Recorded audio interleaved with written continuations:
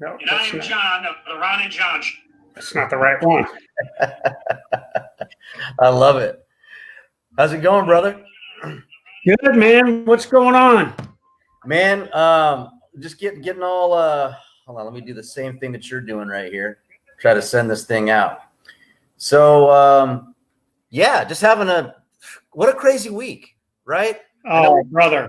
Let's just address that and go right for it, man. I mean, we always say recap on our week and just what a crazy week, right? I mean, where do we even begin? I mean, it was my daughter's birthday, so there was a day there where I just had to hunker down and get through that as a family and everything, and then it seems like all hell broke loose. Yeah, it's something that what I consider it struck the fiber of our nation. I mean, call it like it is. We the nation witnessed a poor black man, George Floyd, murdered in real time by rogue, desensitized law enforcement. And I don't care who you are, what race you are, where you come from. If you can't look at that video and say that is absolutely wrong, then we've got larger problems than just rogue cops, and racial injustice, man. It affected the fiber of everything that our nation stands for, brother. And it hurt, man. It did, and it's, for those that have never seen someone die, especially, and especially like that. And, what really just infuriated me was I were talking the other day is just the look of, I don't give a shit in both of their eyes, You and I know that's why where there's a buddy system, we take care of our buddy. If one's going, stressful things happen in stressful situations. That's why you have a buddy to check you and to make sure that you're not doing something stupid and maybe emotions and things are getting in the way. And none of that was happening. No checks and balances. And in fact, it was more of a snub to the audience, which just it's something that and that's been obviously progressive as well, from events the weeks prior. And from Ahmaud to the guy in the park, and it just kind of blends into is that if we weren't able to see these things for ourselves, what would that be? And it blends in kind of what our show is about. It's about this, the power, the good, the bad, and ugly of social media, and with that and how fast things can go and really again just the power and all those in between. So who do we have on this week to that so we wanted to have a show that would be consistent. You and I spoke about this, Ron, with what's going on in our nation today. And so I think it's important, as you described, we talk about social media, the power of it, but also the good and bad of it, which is the power can be good, but it can be bad, but also how it can provide disinformation. And it provides great information, but it can provide disinformation, and it can also create divisiveness. I will tell you that throughout the whole week, I'm a big social media guy, just like you are. I'm not as talented, especially in telling my story on Instagram, than you are. You got to get me up to date on the emojis and everything, brother. But I've seen people that I've known for years have a disagreement between each other, and it turned into, well, we're not friends anymore. We're not going to talk anymore. It's almost created that if we disagree, we can't be friends. And so anyway, so we decided to bring two people on today. One is retired Marine Sergeant Major. By the way, did you bring the crayon for him, Ron? He's probably I did. I got the big pink one right here. But very good friend of mine, retired Marine Sergeant Major Tony Spud Spadaro, former U.S. Indo-PACOM Command Senior Enlisted Leader, and he has used all platforms of social media to really send messages and themes. So we've got him here today. And then we've got, the U.S. Army Public Affairs Master Sergeant Rob Couture, who was my public affairs advisor for 3 years when I was the SEAC. He was the guy that kind of caused Surrender or Die to go viral and go global. And he's a guy that knows how to leverage. So I think we've got two good individuals to come on so we can expand this conversation about social media. And here they come.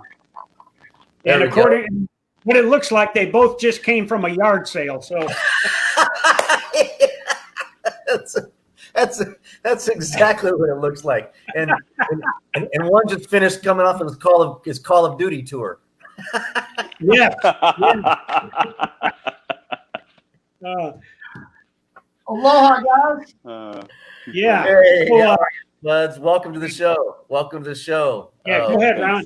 Yeah. Stuart, how are you doing? Welcome. So yeah, we're excited to have you. Obviously, you come highly recommended from SEAC John Wayne Troxel, another one out of his amazing Rolodex, and we're glad to have you on. Welcome. Aloha. Hey, thanks for having me. On to your daughter, man. Hey, wishing her a lifetime of happy birthdays. That's just let's have some joy right now. And a birthday's a joyous occasion. So happy birthday to her. Awesome. Thank you so much. Yeah, thank you. She's she's alive still. I mean, which is awesome. I mean, that's one thing we worry about as parents. I mean, it's basic is like black and white as that sounds. It's like, oh shit, I don't want anything to happen to this thing.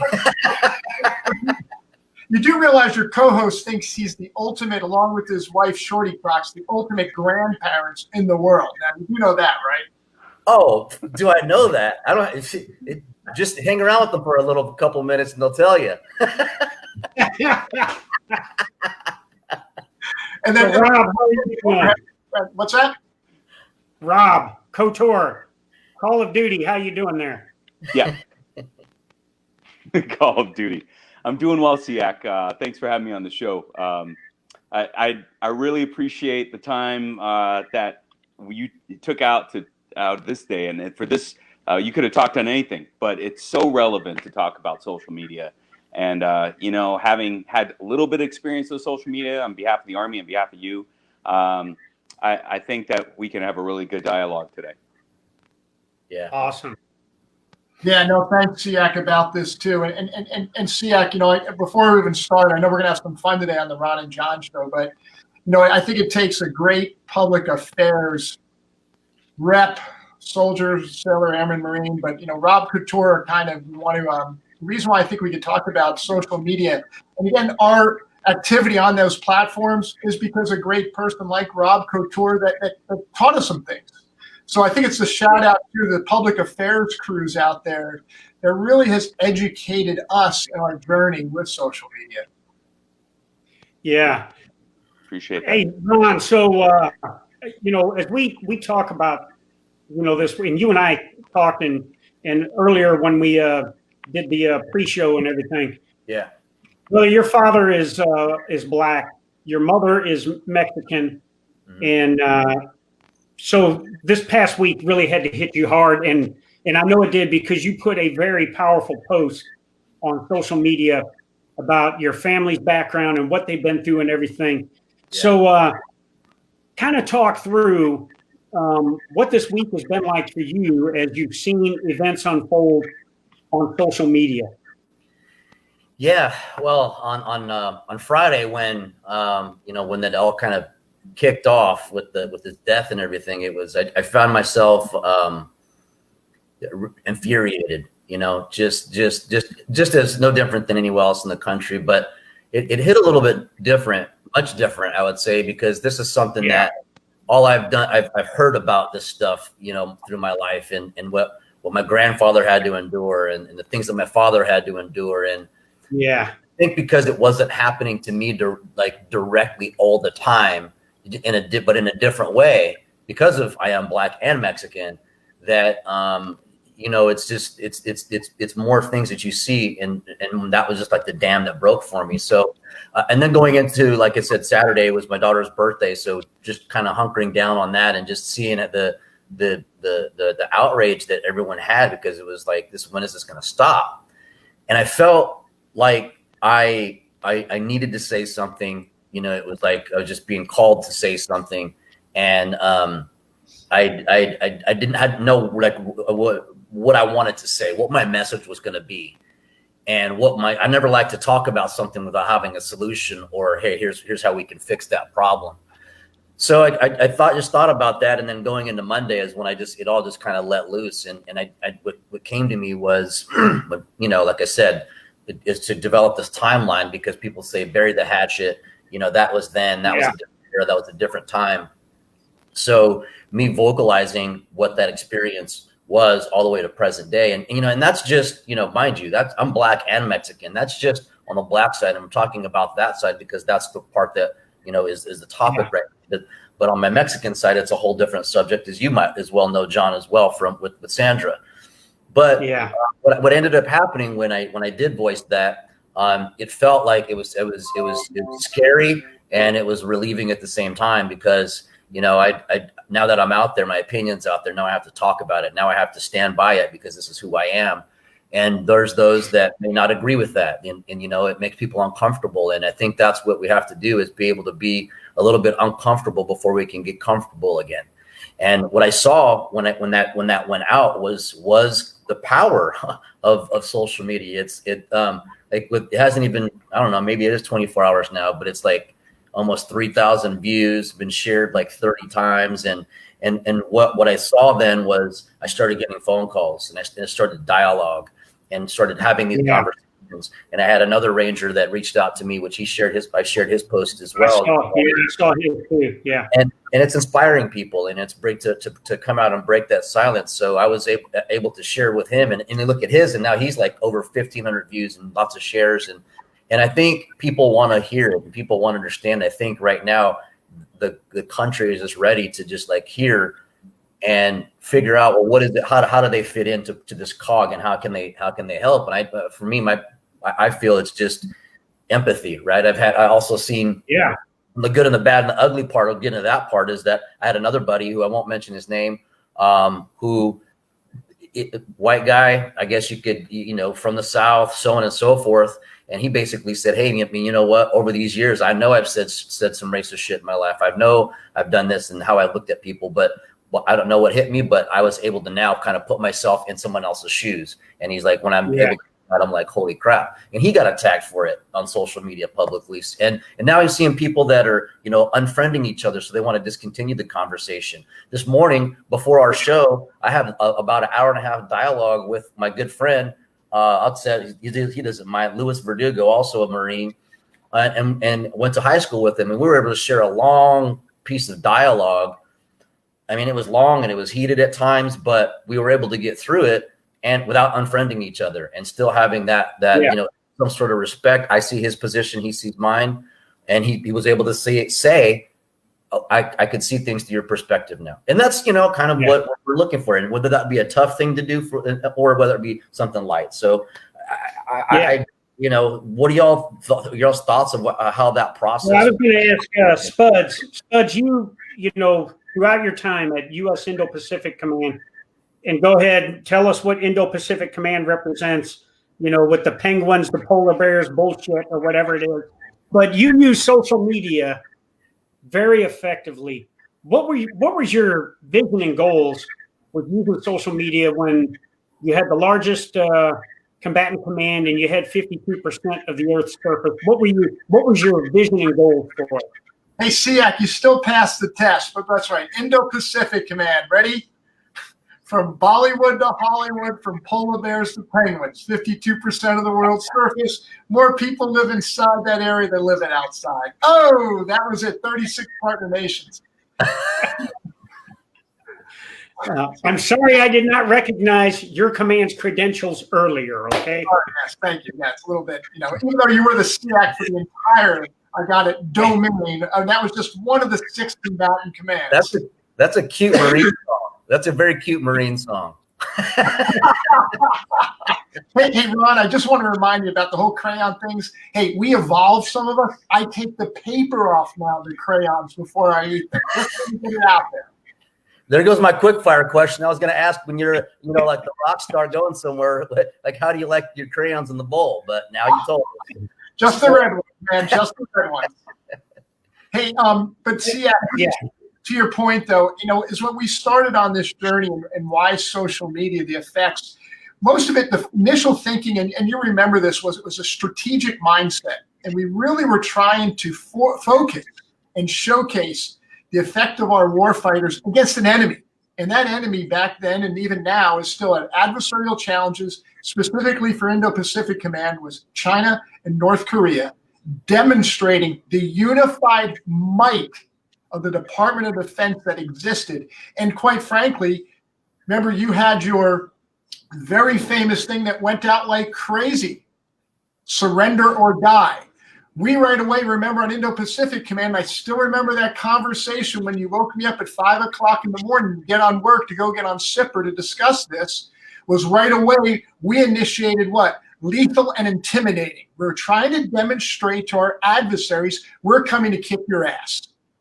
And that was one of the main reasons why we exploited the platform of social media. It wasn't just to show who is our great soldiers, sailors, airmen, Marines. No, we're trying to demonstrate against an adversary that we're unified to kick your ass. But when we see the events unfolding right now in the last 6 days, that's showing a different face to our enemy. Yeah. But we've had discussions on this. Yeah. Yeah. I was talking with someone this morning, actually, I think it was Griff, and he says, right now we're showing the world how we deal with this problem, and it's through, again, social media. It's quick, it's fast, and it's all over the place. And you can look at one 30-second clip that somebody shares and get a whole different perspective, but also maybe not the whole thing, right? Not the whole picture. Yeah. Now, misinformation starts to come in. Yeah. So Rob, hey, I think everything on the internet is true, right? And everything on social media is true, right? I mean, being a public affairs guy, nobody lies on the internet or social media, right? Right.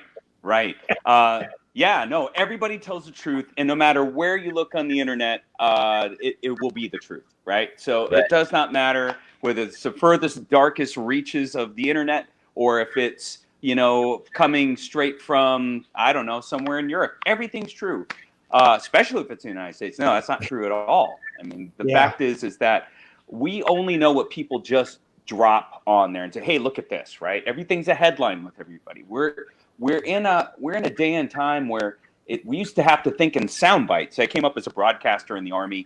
And so one of the things is, hey, you got to think in sound bites, 15-second sound bites. Well, now it's to the point where we've got to get people to stop doing this, scrolling through their phone for 15 seconds, to stop and pay attention to what we're doing. And even 15 seconds is too much. I first got social media when my oldest daughter got into Facebook. I said, oh my goodness, To Catch a Predator, all these things that they had. I better get online so I could pay attention to what she's doing. Yeah. And in doing so, I realized that there is a whole lot of information out there for people to ingest and to absorb and often just regurgitate out there. But I think those of us that are savvy enough to understand that this is just another tool, right, in our kit bag in communications, is then we need to pay attention, be smart about it, and we can use it effectively. I told all my kids this. I'm like, look, you only see when you see something in the internet, you're only seeing what the picture frame is showing you, right? You don't see everything outside of that picture frame. And so that goes the same thing with videos. That goes the same thing with, just memes or whatever. Without context, without understanding the big picture, you're going to have a very narrow, very limited field of fire of what you see, right? So I tell you, we are definitely in a day and age in which we have to be so careful about what we see, and don't be so quick to speak on it, and do everything measured. Mm-hmm. Yeah. Hey, you've seen that kind of from all angles and all sides, from, obviously, and this isn't something new, obviously the election prior to that. And now it's all, the recent signing of the executive order and social media. It's become a thing, is it something that, do you think that is going to backfire on us continuing on in the future the way it's being used? Do you think, I mean, with these different orders and is it going to be regulated in somehow? I mean, and I mean, it's social. How can you regulate something like that, right? So many people's opinions. Well, you know, there was always one thing back in Afghanistan in 2009 to 10. I was in Kandahar, and we were embedding about 70 to 90 reporters a month. So they were coming into theater. My team was responsible for getting them in, you know, getting them into the system and getting them out as quickly as possible to a unit. And the different services were out there were very, you know, they're very careful. Some units were like, you have to have a public affairs rep with you at all time. And others were like, well, they signed the guidelines. The Marine Corps, always got to give it to the Marine Corps, right? Because they're kind of savvy with this sort of thing. They said, you know what? Every Marine is a spokesman, and we trust our Marines to say and do the right thing. I'm like, wow. Now that's a lot of trust and confidence that you have in your, you know, Lance Corporals out there, that they're not acting like the Secretary of Defense, as 𝗖𝗍 used to say, at the same time. Toughest job in the world, you know, Lance Corporal and Secretary of Defense at the same time. Yeah, it's a tough job, right, 𝗖𝗍? To be bold. But so they were able to do that. And I think that we can try and rein it in as much as possible within the military, within our companies, within our organizations, within even our families.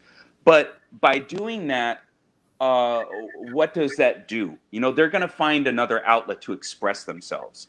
And it doesn't matter if it's on social media or on a street corner, people are going to want to express themselves and talk, or even having a beer, right? So if we're talking about people that are still in uniform, obviously, Uniform Code of Military Justice, it dictates what we do, what we say, how we go, how we get into discord, you know, that we're not out there in uniform protesting, that we make sure we're in civilian clothes because we don't want to, you know, any kind of implied endorsement or anything that would be impropriety, right? So, but I think when it comes to civilians and our veterans, as we come out of the military, transitioning, very much like I am, just like how 𝗲𝗏𝗪 has came out, just retired, and 𝗎𝗍 a few months before him. You know, we still have this sense of duty that we just don't ever lose. You know, after, it doesn't matter if you were in for 5 years or 25 years, or in 𝗎𝗍's case, almost 40 years.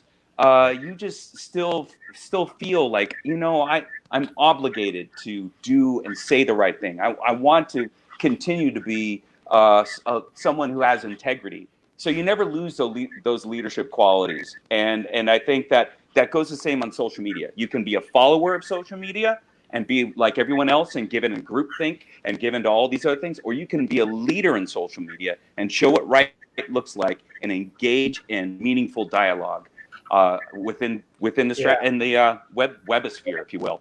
Yeah. So Ron, I want to ask my Ranger buddy a question, and then 𝗲𝗏𝗪, I want to get your take on this information. So Ron, when you did that, and everybody that's watching, I encourage you to go to Ron O'Farrell's Instagram page and look at the video he put this week about his views on what happened.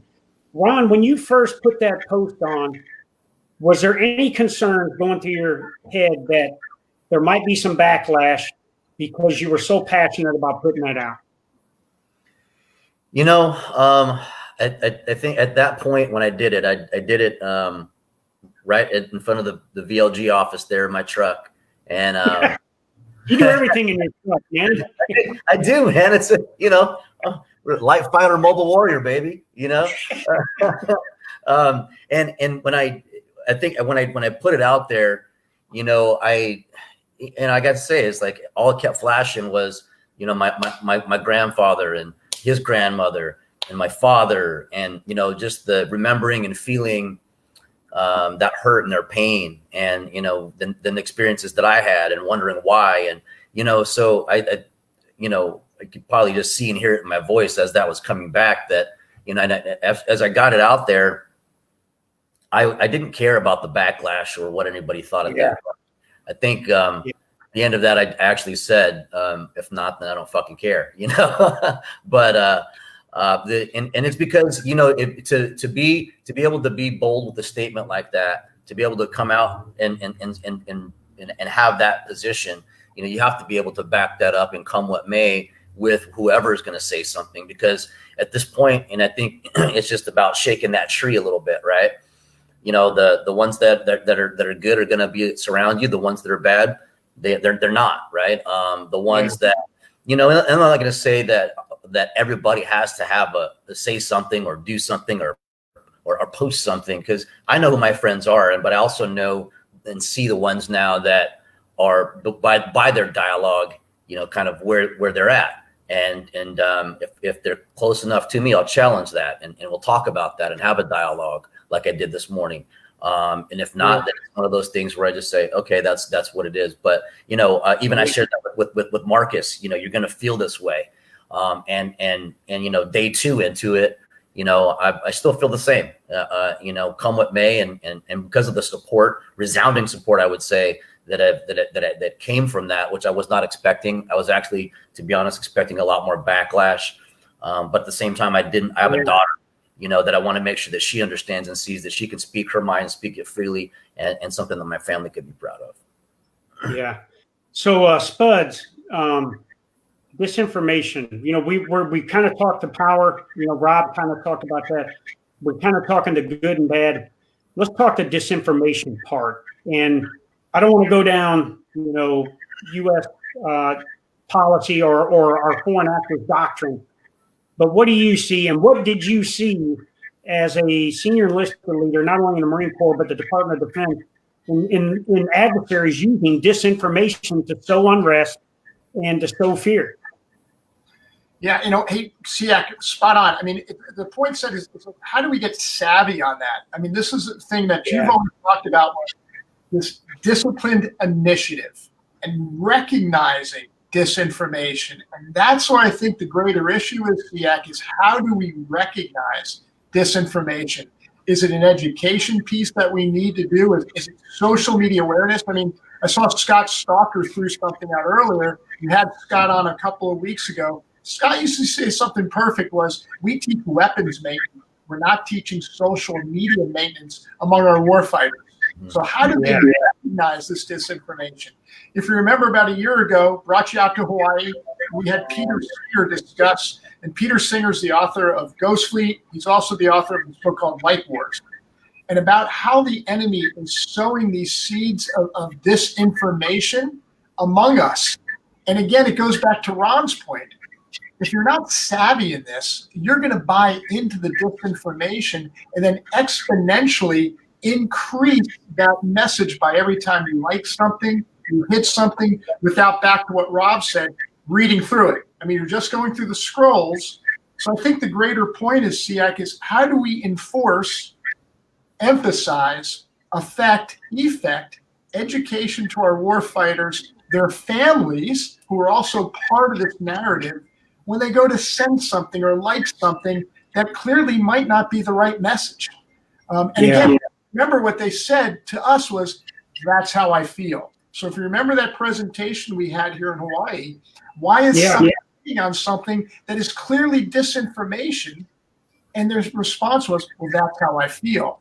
How do we start affecting the field patterns? I mean, Ron, to your point, you said, you know, are we going to be like this through history? Well, if you look at the news way back when, you know, no one trusted the news way back when. You know, there was things called muckrackers. I'm talking, this is hundreds of years ago when we started with the printed press. So we've been down this road before of where do we grow confidence in our press? And right now, social media is a form of press. Everyone's a reporter now. Everyone's an editor. They're not going to go through a school or a disciplined school like Rob did or our PAOs. Anyone can be a reporter now.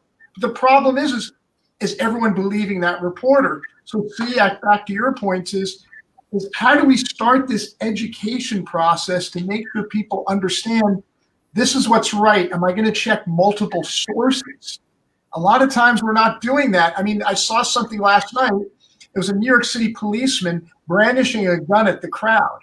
But if you find the other part that the New York Police Department put out, an Antifa protester went up to one of the lieutenants, bashed the lieutenant over the head, knocked him out. So the guy drew his gun because he saw a deadly force incident. But all they're showing you is that New York City policeman reports like this, thus fueling hate and discontent. How do we teach editorializing? And I think that's a great question to this great Ron and John audience. How do we emphasize that? Yeah. So, Ron, I got to ask KOTOR, we got to talk surrender or die here, because if KOTOR taught me one thing, it was how powerful and how, present I needed to be in terms of using the media and using social media. And, when I started talking about this as a weapon, you got your tomahawk, brother? All right, the Ron and John show, our signature e-tool and tomahawk. All right. So coming to a city near you soon, and we'll be signing them. But anyways, I called out ISIS because I felt that our country was, frankly, I felt that we were not looking at ISIS the way we should. Yeah, I see, KOTOR, you're armed with your pen, and the Marine who brings a knife to a gunfight, But anyways, I felt that we were going down a road that was kind of normalizing terrorism and terrorists. And so I said, we'll beat ISIS to death with e-tools if we have to. And, and that kind of got me some backlash. I put a post today about a domestic terrorist organization called Antifa, because they've been on my mind a lot. So Rob, after Surrender or Die happened, and you remember I called you on Christmas Day, and little Joey and Robbie and the girls were there with you and Robin and opening presents. And I said, hey, Houston, we may have a problem because a Washington Post reporter just called me out about this. What was your thought process going through that to make sure that we stayed on message, and as Fudge just described, we didn't fall into this disinformation, or somebody could, cut and paste that to fit a political narrative? What was your thought process as I interrupted your Christmas present opening, man? The box. So, can you hear right? Because I'm having a little bit of tech. There we go. No? There bots. No, yes, no? There we go. Yeah, Okay. You're going in and out, dude. You may have lost me over there.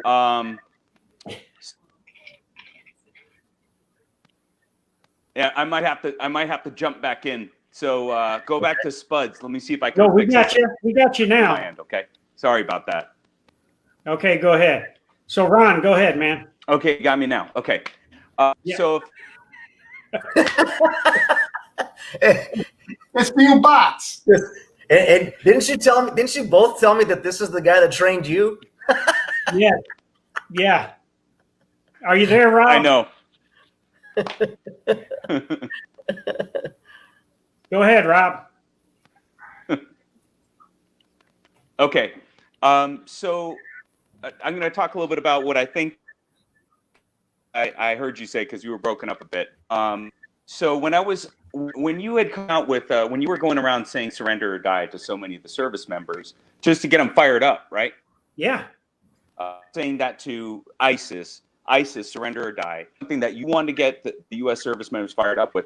And the one thing that we always said whenever we went around and talked about this, Yak, is that you had, the Secretary of Defense and the chairman had your back. That was the big thing. Is because they had your back, you were able to talk about this in different areas and with different service members. So anyway, I didn't really think a thing of it when you were going out and about. There's a lot of you teased me a lot, Siak, over the years about me grazing in the grass, right? So there's a kind of a carnivore lifestyle out there for our combat service. The rest of us that aren't combat, Ranger, out there, Marine. You got hooves and not paws. I'm sorry, KOTOR.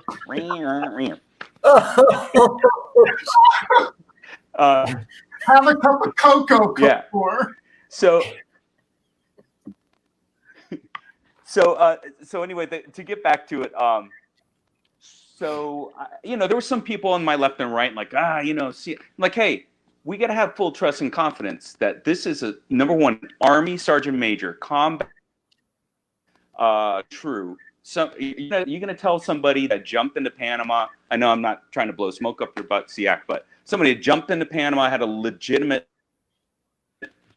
fight with the insurgency there and with the army that was there, and then going from there to Iraq, and then Iraq twice, and then Afghanistan. You're going to tell him that he needs to hold back, and he didn't get this far into his career leading troops around the world in combat situations by playing nice with the enemy.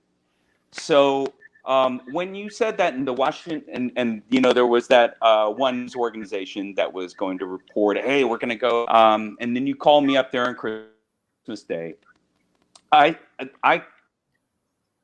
Okay, we're not going to censor this. We're not going to pretend like it didn't. I'm not going to try and run high, and apologize for him. We're going to own this narrative. And that is, hey, you know what? This is a going out there to ISIS that they have this, which basically was everything that you had said. So I taken that, we cleaned it up a bit, as far as like being not cleaned up as far as, well, maybe for language, but for some of those things that are in there, that some of the adjectives, like, hey, if you are, right, there's certain adjectives you may have used. But if you surrender, then you'll get due process. You'll have a cot. We will take care of you and make sure that we treat you fair. It's the way we do things as Americans. But if not, make no mistake, we will kill you and kill you with extreme prejudice. And the thing is it's high time we stop playing patty cake with the enemy, right? And people need to know that. Now, after we did that, we put it in a post and I made it into me, and we took a picture and I added a hashtag to it, and we just out there. I tell you what, not only did the veteran community come through and we're like, oh man, we've been waiting for someone to say this and get us fired up. But there was a lot of other people like, yeah, this guy's right. Defeat this enemy, but if through talk and tough actions, and just stop trying to be so nice, So, but that was for that enemy, right? That's for ISIS, and we're talking about an enemy that beheaded thousands and thousands of people, or killed them, and beheadings, and all these horrific things that they did around the world, and people, around the world were looking at the United States. Hey, you guys help us fix this problem. So we got on Facebook. It worked out well on Facebook, right? There in Facebook, you have a lot of veteran community. There's a good dialogue that goes on. But as soon as it hit Twitter, that's when it blew up, because the media live on Twitter. And anybody that goes on Twitter, they know people and celebrities, they'll throw things out there and then it'll make news, right? Because they don't have all these media and celebrities, that's what they do. They're like headlines. They throw it out and wait for people to react. So as soon as it went out there, people were like, is he advocating for war crimes? Oh, what is going on? He's going to get, there was misinformation all over the place. If you remember 𝗙𝗏, like they were saying you got fired, you were put away, you didn't, all those different things. And I had to come up with a response to the media on this. But the biggest thing is that we apologized for that comment. And the media, those that, the veteran community and some in the media were like, hey, you know what? There's nothing wrong with what he said. And before you know it, it was able to turn the dialogue going on in our country. Should we be nice? Shouldn't we be nice with the enemy? And it turned into the media were knocking on my door saying, hey, I'd love to get an interview with our Major John Wayne Troxell. And how many e-tools have you signed since then? I mean, almost what's 800. The number now, 𝗙𝗏? I think it's 784. Yeah. So. Hey, you know what though? It's amazing. Hey, guys. Amazing. So anyway, that was it. That was going after it, owning the narrative and letting it go.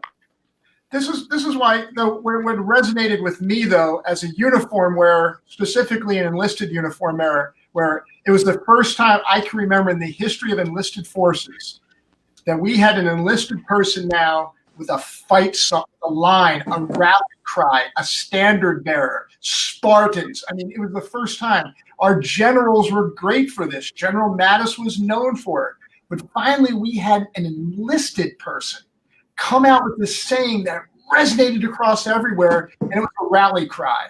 And that's when I looked at it for more. I got it where Rob had to do some cleanup. But the response from our warfighters was unbelievable. They had a rally cry now. They were ready to fight. They're ready to kick ass. And you want to know something? It intimidated the enemy. So I looked at it from a strategic lens. Now, the second part that John taught me and Rob was the relationships we need to have with the press. And John, you fostered some relationships with the press that I think also helped. Now, you're always going to have some of those idiots out there. Yeah. At the twofold messages, we had a rally cry for our enlisted men and women to go kick ass, but also how did we inform and educate the press about how to adapt to what Rob said? Well, you know, Ron, I'll send it over to you, brother, but I'll leave it with this. I think the message, the way Rob did it and the way the troops absorbed it, even CNN started liking me. So. Yeah. So, well, man, I mean, with that and using, you know, social media as you did, I mean, when did that go down? How many years ago was that? I'm curious. 2 years. 2 years ago, Rob. 2 years. So, yeah.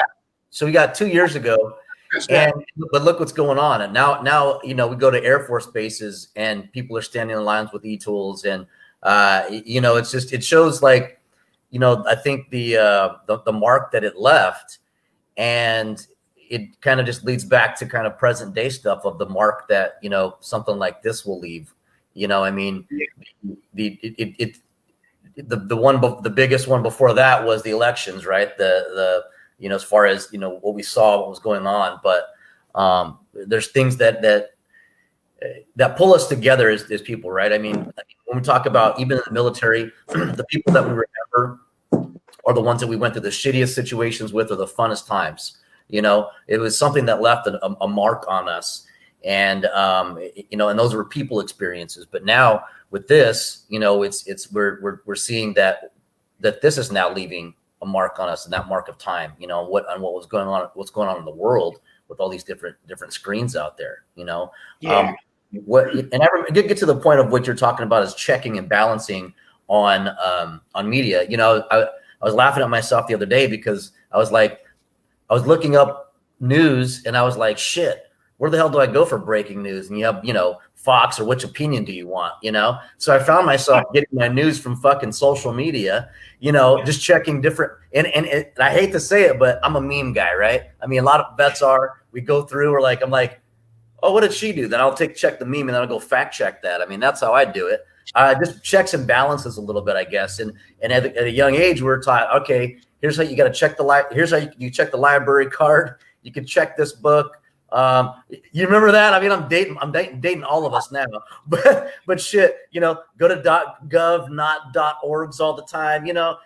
And I just wish people would maybe think about that a little bit more and really look at it, you know, and fact check and see the different angles and stuff, you know, what that looks like before, you know, opening their mouths, before you believe that, hey, there's just this one group that's causing all this destruction, and you dive down a little bit deeper and you got a bunch of assholes in skinny jeans running around with black masks, you know, causing destruction. And then I got to say this part, this is the part I got to get off my chest. Then they're talking about, well, we're going to go into the rural communities and we're going to, you know, protest and this, that, and the other, carrying the banner of the name of Black Lives Matter in this movement. So then all of a sudden, when somebody hears that, they're thinking, oh shit, you know, bunch of looters and protesters. And I mean, let's just say it, you're thinking black people are going to come to your fucking town, right? First of all, black people are not going into rural anywhere anytime soon. I remember driving around Texas and asking my buddy, I'm like, dude, trees are getting fucking tall around here and it's just me. What's going on? You know, so that's not happening, right? But the narrative is that the white kids in skinny jeans are, you know, and driving around in these unmarked cars and doing all this kind of stuff. And it's like there's a piece that's people that see it. There's a piece of people that don't. There's a portion of this, there's a portion of that. And I think right now, especially in this chaos, that no one is just slowing the fuck down. Just pump your brakes, okay, right? Slow down and fact check. What is this really looking like? Look, what is this, taking that piece of saying, let's look at it from someone else's position, someone else's shoes, and you'll see that it's all over. Crazy to me. Anyway, get that off my chest. We got a question now from Sam. Ron, I think we got a question from somebody very important to me. Yeah. Hey, so first of all, is this the real Spuds here? Because, when I go on social media, I see like 10, 15 different Tony Spadaros on there. Yeah. But, I see 10 or 15 different John Wayne Troxels too. So Rob, the posers, the criminals that establish fake social media networks to milk money out of unsuspecting people. Can you talk through that? And then Spuds, I'll ask you for your opinion on that.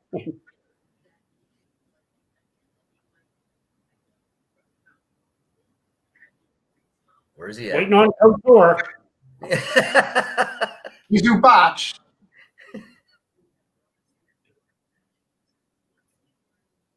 You got to unmute yourself. This is a great thing on fake. You can't make this shit up either, can you?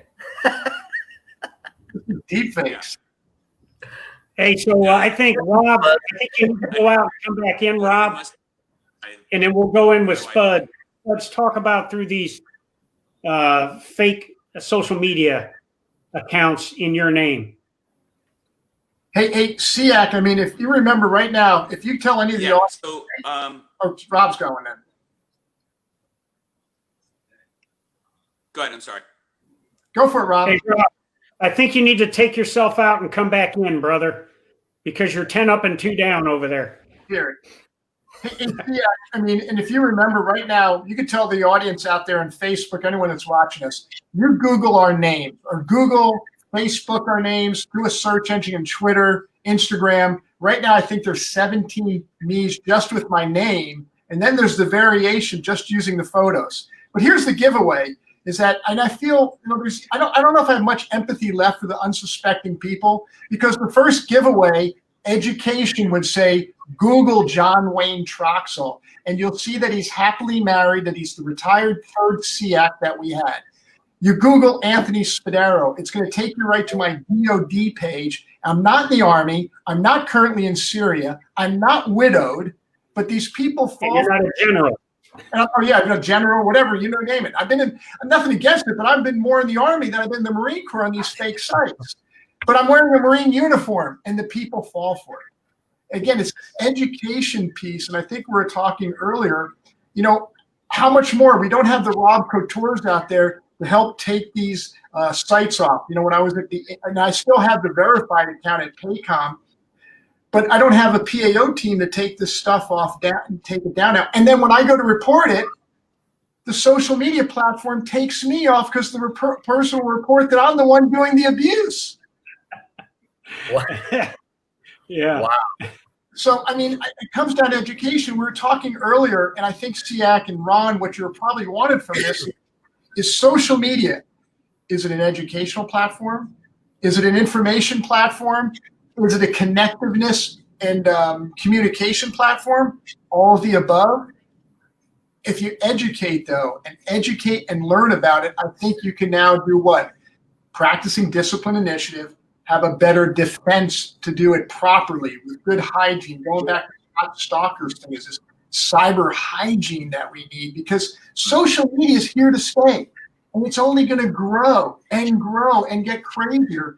But here's the issue, gentlemen. I pose this question for you in the audience. We're dealing now with something we're talking in a nanosecond reaction. Remember, the news used to be 24 hours old for a news cycle. We're talking, it's happening. If you notice, when you look on TV, everyone has this, and they're walking around, and everyone looks at this now. No one looks at this. So it's easy to get knocked out now because, people are like this.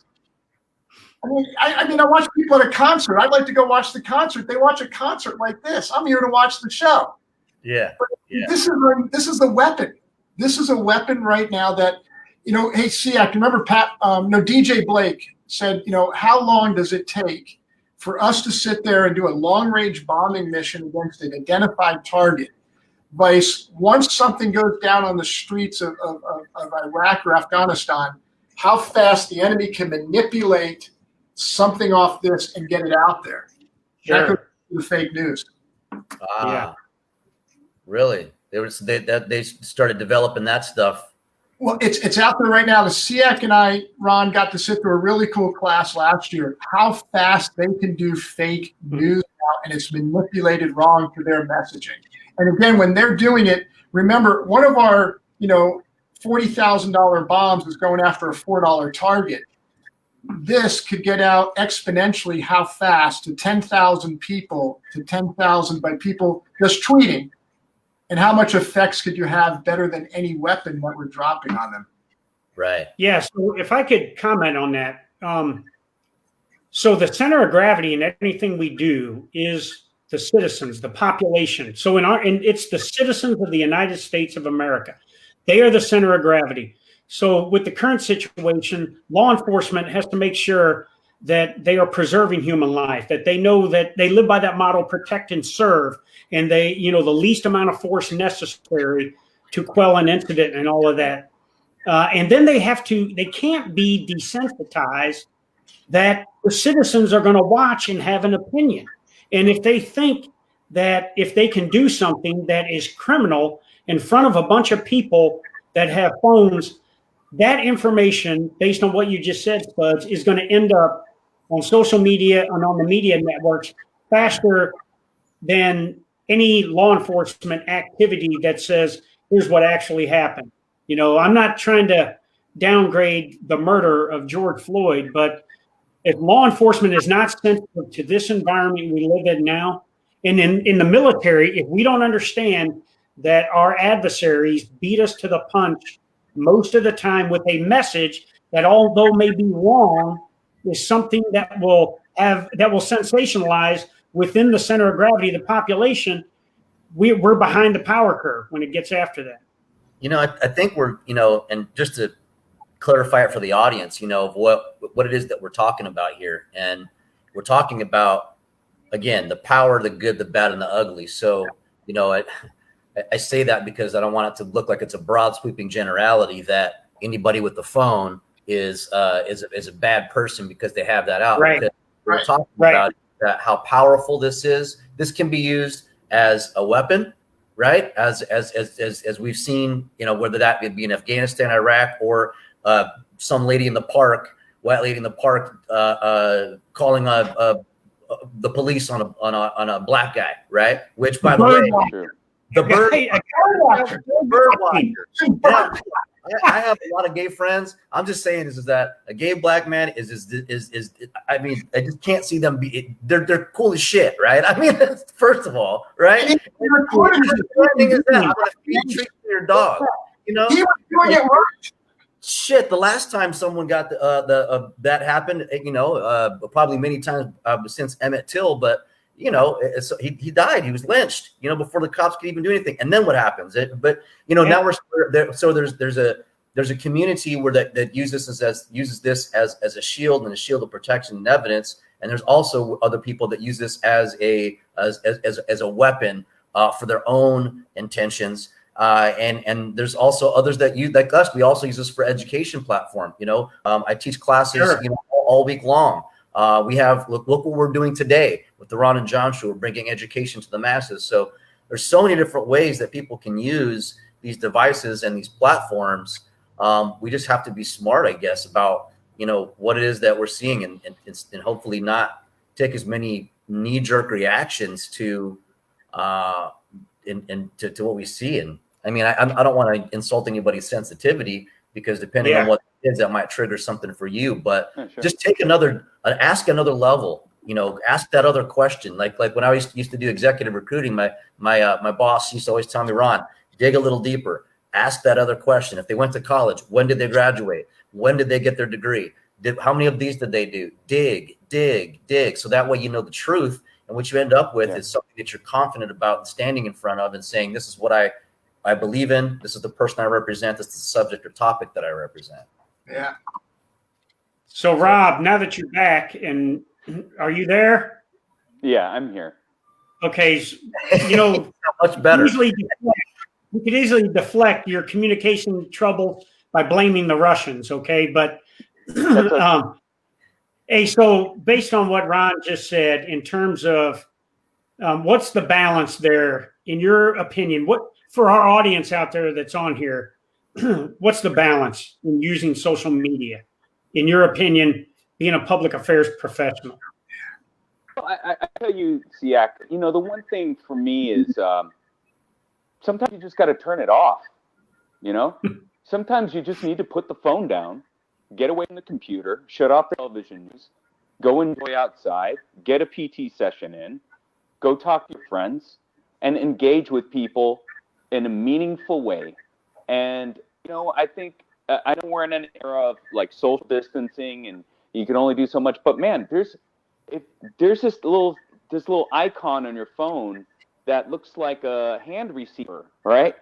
Pick up the phone and call someone and talk to them, right? And then once you've had those conversations and once you've really been able to sort through your thoughts,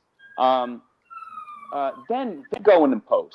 Then if it's meaningful, if it's something that you know is going to benefit other people, if it's going to inspire people, you know, there's a lot of people that'll do hashtag Black Lives Matter, right? And it means a lot of things to a lot of people. I think now some people are starting to understand what the original intent of that was, because it got clouded in such a narrative. But when I think of that term, I think of men and women that I go to church with that are near and dear to my heart. Their life matters to me. You know, when I think about my uncle Don, who married my aunt 𝗲, he's an African American and a war vet from the Korean War. His life matters to me. Kids that I've had that were in a youth group that are young African American kids that live in kind of the tough neighborhood. I live outside I live in the greater Baltimore area, and those kids, you know, some of them they don't have the best thing, but their life matters to me. So that's what we're getting at. Is they want to be recognized as like, hey, have you ever been pulled over by a cop? I tell you, when I was 20-something years old, a young man, I got pulled over a few times. But because of the way I look, my green eyes, I mean, I could tell you, it may have been, I should have maybe been, you know, smacked around, not to make fun, but or make fun. Like, think about it, I was just a wise kid, and I gave a bunch of attitude, and yet I was able to get off scot-free. And yet someone else has a blinker in their vehicle that's broken, and they get pulled over, and then, you know, they're like, what did I get pulled over for? Well, you just step out of the car. How did it get that far? It's just a broken blinker. So that's what you do. You go online, you research, just like you were saying, Ron, research as to what that means, and then get an understanding. You know, I'm much like Sergeant Major Troxell's kid. Whereas my mom is Mexican and my dad was white guy, right? If I maybe just had, genetics are a weird thing. If maybe I had favored more of the Mexican side, my life experience may have been way different than what it is right now. You know, instead of having the green eyes, I had brown eyes and I had darker skin and I had curlier hair. And, you know, I favored more of that Mexican side of my family. I would have a way different life experience than what I have now. And that's really what it gets at. That's what some people online are trying to get across. So when you get online, those are the meaningful conversations to have on social media. Those are things that are worthwhile. Don't give in to, you know, the rhetoric and the talk and look at that person. Look at that. I mean, it makes your head hurt after a while. So, and without emotion, have a meaningful conversation without emotion. That I've seen lately where friends that have been friends on social media for years have this emotional conversation where they differ, and then they end their friendship right there. You know, right? Exactly. To me at all, you know. I mean, exactly. I had a guy criticize me the other day because I put a picture with my new toy on social media, you know, and I did it because I legally bought it, I legally own it, I legally stored at my house for self-defense. And I wanted to post it on there because I carried one in combat in 2003 and 4. And plus, Ron and I, we like to show off our firearms, and I know he's strapped so he don't get clapped all the time. There you go. And this kid reached out to me and he disagreed with what I did. It was a guy that I served with in combat in 2008. And I just explained to him, don't confuse a citizen exercising their Second Amendment rights legally with being desensitized to what's going on in the world today. I don't have to live in fear or have pity or sympathy on people to have empathy and understanding for what's going on for the Floyd family or for others that have been through racial injustices. For Ron's father or his grandfather, I don't need to pity my Ranger buddy here. I can empathize with him and I understand and respect him. And I absolutely, understand what his family's been through. But the day I start pitying and sympathizing people, I think it's taken away from me. And it's almost an insult to those that all they want is equality and justice.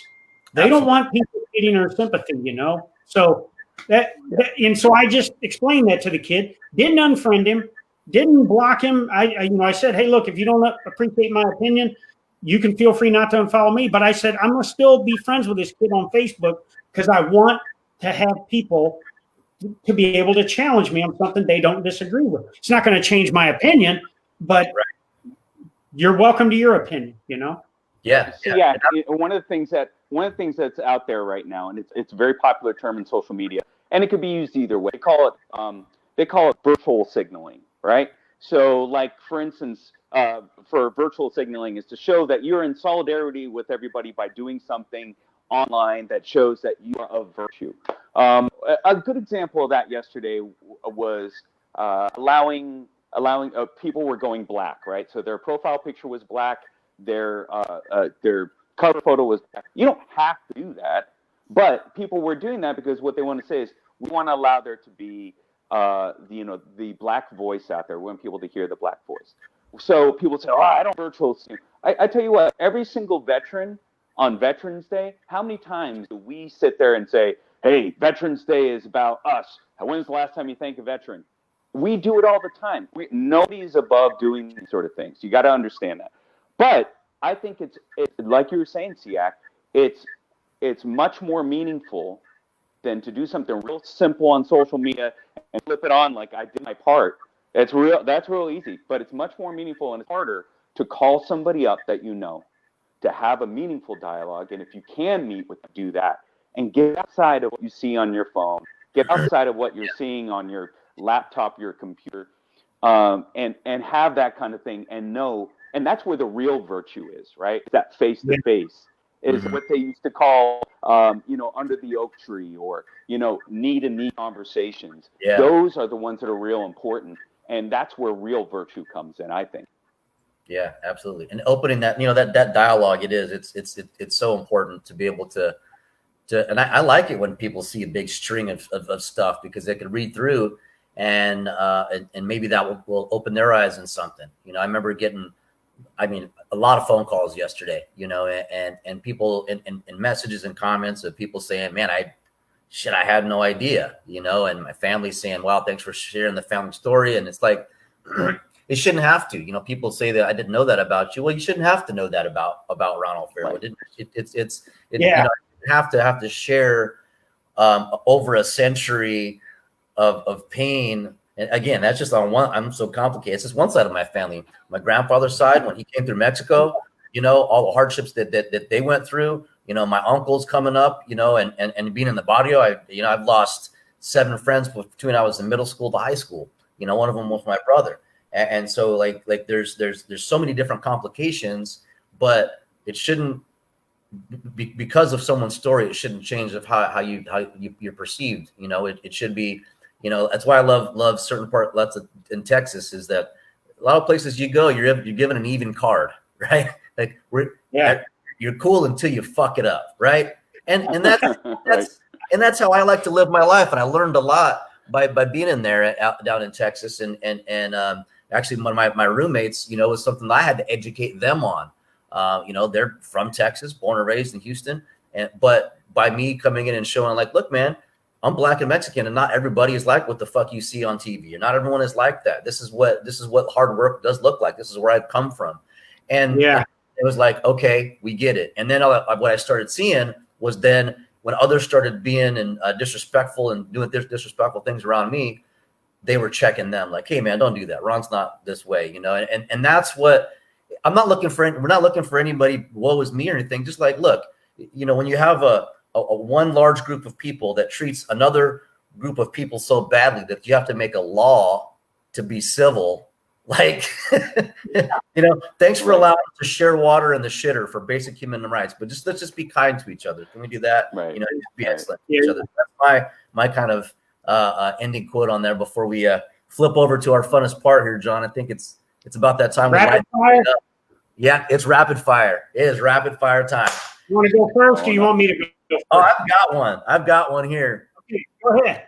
This is for old the grazer over here, old Rob. I got a question for you now. I always ask anybody that served with SEAC John Wayne Troxel, especially in his golden era years when he had the dunce cap sitting in the corner. All right. So when you got after. Because I feel that you are a big culprit and a reason on why he got the dunce cap and sitting on the corner after blowing it all up as much as you did. But when you found out that you know, he had to, you know, go into and watch soap operas for a while, how did that make you feel? What was your response to that? Were you like, oh shit? Well, what do you got, Rob? Well, like I said, everything I say is always measured. So when I talk about SEAC Troxel, I would say that there's a lot of things that will surprise you once you get to know him. But I will tell you that there's some things that you'll think aren't so manly that he makes manly, and you're like, okay, well, that's just kind of the way it is with SEAC Troxel. So I'll leave it at that. I'm not going to go too far into the things you know. Spuds can't wait to answer. Okay, so I've got a question for both of you guys, all right? So, Rob, for 3 years that we traveled together, what was the one thing you could guarantee if we had a conversation with another male, regardless of who it was, what was one thing I always asked you? Yes. So, because you have these norms on your show, I will use, and this is a direct quote from SEAC, can you kick his ass? And so that was the question you asked of me, of every single person we met, which, by the way, hilarious. 3 years, I asked him, so probably, you know, close to 1,000, you know, military figures that we've come across, I've asked him if he could kick their ass. And I think, Rob, correct me if I'm wrong, you probably have a record of 805, yes, I can kick their ass, and maybe 4 you can't kick their ass. And I think there might be one on the, you know, Colton Smith wasn't one of those 4. Yeah. He definitely one of the 4. There was Colton Smith was definitely one of the 4, and there was a guy who was I like to refer as the human knuckle that was in Iowa. There was a wrestling coach that I know that he could turn me into a pretzel in a heartbeat. But no, I think whenever you're on SEAC Troxel, you want to have that confidence. You want to have that confidence. So I gotta ask you here and now, and this is about confidence. Can you kick Anthony Spud Spadarro's ass? Can you shoot? Yeah. So as long as we lay down some ground rules, I confidently say that I could. What's your retort to that?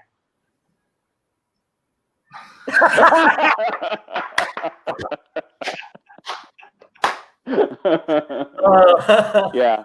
And as a good Sicilian, I'll say nosage niente, which means that's the Italian Fifth Amendment. I'm just going to be right there. Hey, Ron, I got another one for Spuds, and it's along the same lines. So you remember we had a DSELC, a Defense Senior Enlisted Leader Conference, when we brought all the senior enlisted leaders to Washington, D.C. twice a year for major conferences. And I told one Rob Couture and Colton Smith, hey, let's put together a combatant command senior enlisted leader kind of virtual combatives tournament, MMA tournament. So we put a bracket together with all 11 of you, and ultimately Pat McCauley beat Scott Stalker in the finals. Stalker, I know, is watching, and Stalker was pissed off about that.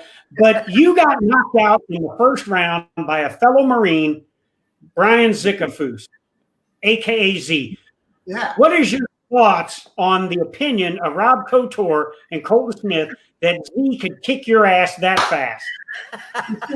See, here's the problem with it. Now, if it was a shooting match, yes, he's a sniper and he could take out my behind from 1,500 meters while I was just walking down the street.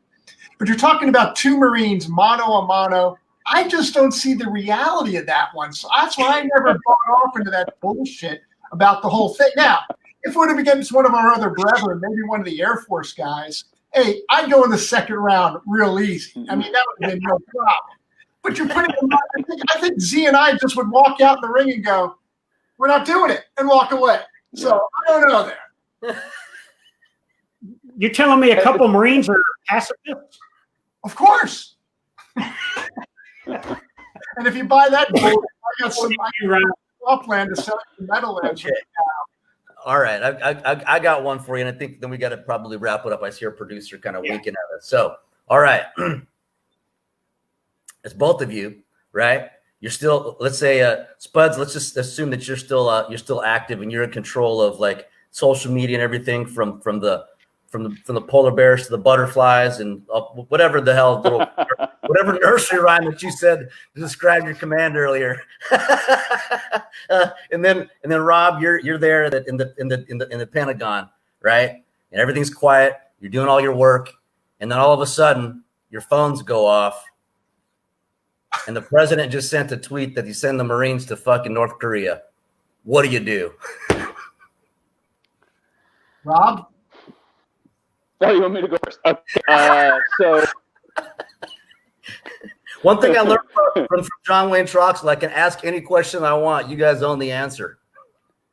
Yeah, that's right. Going to North Korea. We're going to North Korea. You know, I tell you, the first thing I would do is call up 𝗙𝗵𝗪 Troxel and tell him to give me some pointers when we're up there towards the DMZ, because he's an expert on that. So here's what I would tell him, you know, and I used to say this all the time, Spuds, you know this, and then we'll go to your answer on Ron's question. I used to say to the troops out there, and you remember this, Rob, I'd say, hey, look, let me tell you about the North Korean force. They're 1.1 million, 750,000 of them are on the demilitarized zone.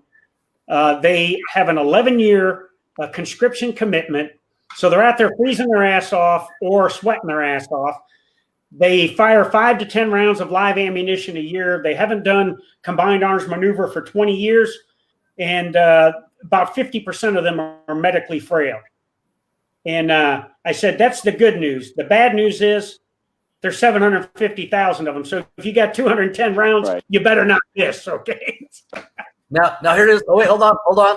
Now at the same time, this is still part of the same scenario. All right, oh. Spuds, here it comes. When that briefing is going on, then you get this because Rob's phone he left it, and you pick up your phone, and then the president says, "Haha, just kidding." Damn.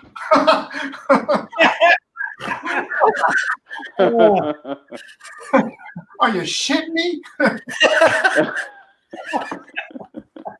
All right. No, I got to help out here, though. I'm just going to help a little support. So 2 years ago, after the 𝗙CIAC came up with the surrender or die, and he woke my ass up at 4:30 in the morning saying, "What are you doing sleeping, Spadaro?" He didn't know on the 27th of December that we actually had the day off. You see, everybody back in Washington, they were working that day. So my phone's ringing, and he goes, "Get your ass over in your office." So like a good guy, I didn't even shower, PT gear on, shoot down, get on the phone with him. "What's up, Skip? What do we need to do?" He goes, "We got a math problem here." And I go, "What's the math problem?" "Well, how many North Koreans are there?" I go, "Well, about our estimate right now is about 750,000. He goes, "Yeah?" And he goes, how many troops do we have there? And I'm like, shit, he knows the answer to this question, but it's a test. I'll see if I pass. Hey, boss, we have about 28,000. He goes, divide that. And I'm like, okay, the Iowa math system, he's not going to come up with that right away. I can probably come up with an answer. I don't know, Skip, maybe you're talking 30, 40, right around there, the denominator. And he goes, okay, so that's what you're going to go tell them when you get your ass over to South Korea and dress all 28,000, that if you shoot more than 2 magazines, it's wasteful against those 750,000 North Koreans. I said, well, that's each soldier, sailor, airman, Marine on the peninsula only has to kill 30 or 40 North Korean for us to be successful. And they got 210 rounds. I mean, it seems like an article to me, brother. So what did I do? I took him at face value, went into work, called up my engineers on their day off, get me over to USFK right away, got my ass over there, had all these town halls. Hey, I'm here to tell you what the 𝗎𝗏 said. If you shoot more than 2 magazines, you're being wasteful. We're going to call fraud, waste, and abuse on you and kick you out of the service. You can't take out 750,000 North Koreans. Done. There's the math problem right there. So that's what I did that day on December 27th of that year. Oh, man. And there it is. You're trying to gauge when he used to call and get after us. It was one of those things because then I would usually call Rob up right away and go, what's the mood over there? So before that, you used to call the 𝗎𝗏 on anything. You need to call Rob up. Yeah. And the first question, what's the mood like right now? Yeah, right. Call back in a couple hours. Okay, I got that message right. Or sometimes he says, oh no, just call him up. No, a lot of that had to do with PT. If we didn't get a good PT session, or if I screwed up some crazy, off the wall, poorly planned PT session or run route, forget it. It was done. That morning was over. Don't talk to him. We got a question for you guys. Are always asking the questions to us. I got a question for the 𝗎𝗏 and you. Okay. All right. First off to you. Have you ever been the recipient of a good conversation, very directive, from one Command Sergeant Major John Wayne Troxell? I have not, but I've heard a lot of the stories. Well, brother, I'm retired now, man. Ron is my Ranger buddy. We are a tag team. This is the Ron and John show, man. We are the show that is known coast to coast like butter and toast, man. We're the tag team, man. This isn't about power or anything. It's about, hey, we do this together as a team, man. We'll go take over a third world country if we have to, man. That's right. So the 𝗎𝗏, favorite Sopranos episode? Oh, you know this. Season 3, episode 11, Pine Barrens, when Paulie and Christopher get stuck out in the woods, and they piss the shit off of Tony, and Tony and Bobby Bacala got to come get them, man. Greatest line from that show, then. Give me the greatest line that came out of that one. The greatest line for me? And you can't use the Roy Rogers line. Oh, geez. That's my one, man, right there, The backup, what's the best one? Something interior decorators? I thought the Russians line was pretty good, when they were escorting him out in the snow and he's barefoot in his pajamas. And he says, do you think this shit pisses me off? I wash my balls with ice water. I don't know. What was the one you were trying to get to, brother? Well, he was an interior decorator, I thought, as well. Oh, yeah. Great stuff. Over to you, Ron. I'm just trying to imagine washing my balls with ice water, how that would feel. No. All right. Well, I think it's about that time we start getting this thing wrapped up here, John. I just want to let everybody know out there. Thank you so much for watching. Thanks for for attending. On behalf of Veterans Lending Group, which is the Ron and John show, is brought to you by. And if you are out there thinking about a refinance, which it's a hot market to do that in right now, or if you just got those PCS orders getting ready to go somewhere and you need to get pre-approved on a home loan, let us know, look us up, let us give you a shot. Give us a shot because we are the special operations in VA financing. And with that, my parting words for the show before I hand it over to John to shut us down is, just be kind to each other, be excellent. And in the military, we have a lot of, we work with a lot of people from a lot of background, cultures, and creeds. And I think it's important that when we get out of the military, we share that with others as well. Just hoping everyone can do the same, give everyone some even credit until they fuck it up. But with that, I love you all and thank you all for watching. John, back to you. Yeah, thanks, Ron. Hey, I just want to echo what Ron says. I don't care what ethnicity we are, African-American, white, Hispanic, Asian, whatever, we're Americans. And we have to come together. We have to have social justice reform. We have to hold people accountable that go rogue on us and do things like commit murder and the racial injustices out there. We have to come together because we have adversaries out there, and you heard Spuds talk about them, that we can't allow them to get a competitive advantage on us. So we've got to move forward together, and it's through love and not hate as we move forward. So Rob and Spuds, thank you both for being on here today on this important subject of social media. And I'm going to give each of you guys about 15 seconds apiece to give a parting shot. Spuds? Hey, first off, I love you guys. And especially I love what Veteran Lendings Group is doing right now for our veterans and their families. You're empowering them. You're not enabling them. And that's the big things we need with our veterans, that they're empowered. So to Ron and John, hey, I'm just going to say it the best. I love you all, and I love what you're doing. And today I don't say thank you. What I do say is I appreciate you. Thanks, Bud. Appreciate you as well, brother. And for me, I just want to say, we're in a time right now where you can have meaningful conversation on social media.